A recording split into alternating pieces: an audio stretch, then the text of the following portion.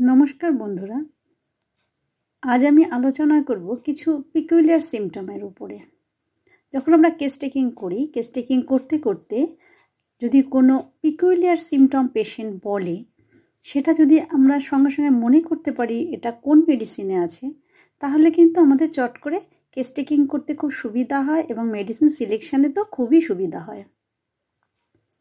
তো প্রথমে আসি ইগনেশিয়া।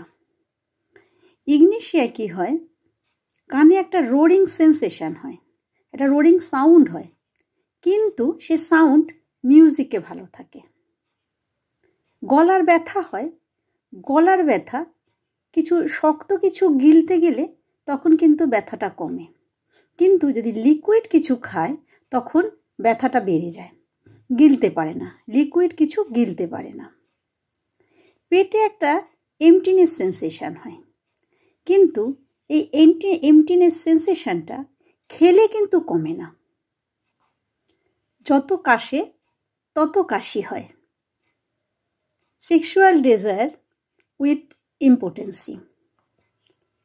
দুঃখে ক্ষণে ক্ষণে হেসে ওঠে। যখন রেস্ট নেয় তখন মুখের কালারটা ফ্যাকাশে হয়ে যায়।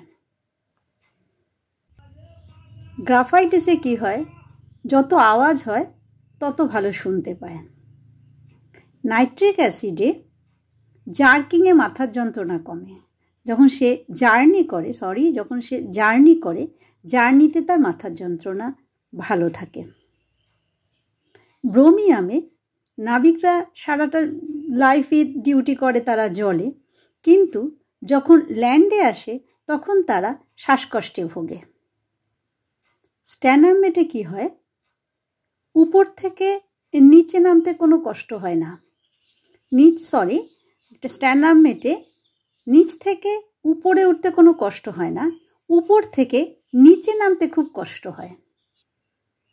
থুজায় চা খেলে মাথা যন্ত্রণা বাড়ে। শিশুরা যখনই ব্রেস্ট ফিড করে তখনই মায়ের ইউটেরাস থেকে ব্লিডিং হয়। এটা ক্রোটনটিক আর সাইলেশিয়াতে পাওয়া যায়। স্ট্যাফিসেগ্রিয়ায় জ্বর হওয়ার বেশ কিছু আগে থেকে তার প্রচণ্ড খিদে পায়। স্ট্র্যামোনিয়ামে সব রোগের সাথে একটা যন্ত্রণাহীনতা, এরা কোনো ব্যথাই এদের ফিলিংস হয় না। ওয়াইথিয়ায়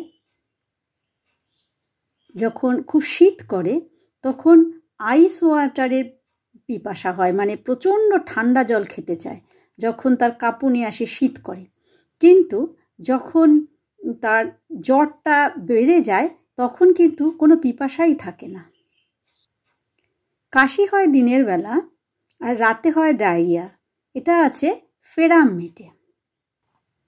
তাহলে বন্ধুরা, আজ এই পর্যন্ত। এইরকম পিকুলিয়ারিটি সিমটম নিয়ে আমি আবার আসবো আপনাদের সামনে। ধন্যবাদ।